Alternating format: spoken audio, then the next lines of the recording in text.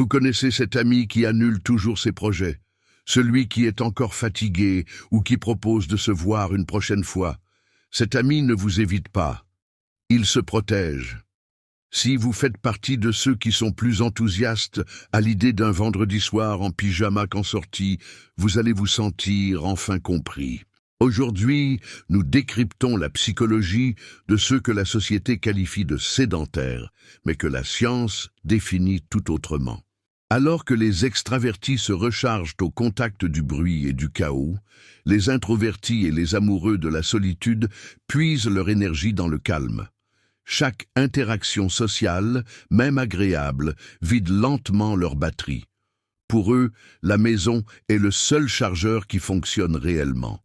Les psychologues appellent cela la théorie de l'éveil optimal. Certains systèmes nerveux sont simplement programmés pour nécessiter moins de stimulations extérieures. Ce n'est ni de la paresse, ni de la peur. C'est une question de câblage biologique. Il y a aussi une dimension de contrôle. Dehors, le monde est imprévisible, des inconnus bruyants, des changements de dernière minute et des discussions superficielles. À la maison, vous contrôlez tout. La lumière, le bruit, l'ambiance. Pour les personnes anxieuses ou hautement sensibles, ce contrôle n'est pas un luxe, c'est une question de survie. Les études montrent que les personnes appréciant la solitude ont tendance à être plus créatives, plus introspectives et meilleures pour résoudre des problèmes. Rester chez soi n'est pas synonyme d'inaction. C'est souvent dans un coin tranquille, avec un livre ou une réflexion profonde à 2 heures du matin, que les meilleures idées voient le jour. Notre société romantique l'idée d'être toujours dehors, mais si votre meilleure vie consistait en un documentaire, une soupe et aucune obligation, ce n'est pas triste, c'est de la connaissance de soi. Cependant, il faut rester vigilant. Pour certains, la maison devient à la fois un refuge et une cage à cause de l'anxiété sociale ou de la dépression. Posez-vous la question, restez-vous chez vous parce que cela vous ressource ou parce que sortir vous semble trop lourd? L'un est la paix, l'autre est la fuite. Ceux qui aiment vraiment rester chez eux ne manquent rien de l'essentiel.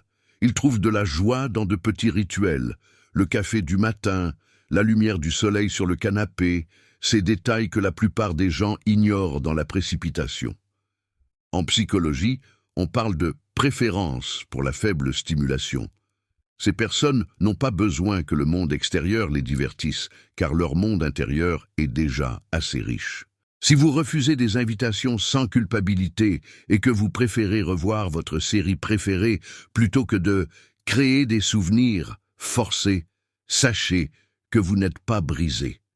Vous êtes simplement programmé pour la profondeur plutôt que le bruit, et pour la paix plutôt que la performance. Et vous, dites-moi en commentaire, préférez-vous vraiment rester chez vous, ou pensez-vous que nous nous cherchons tous simplement des excuses?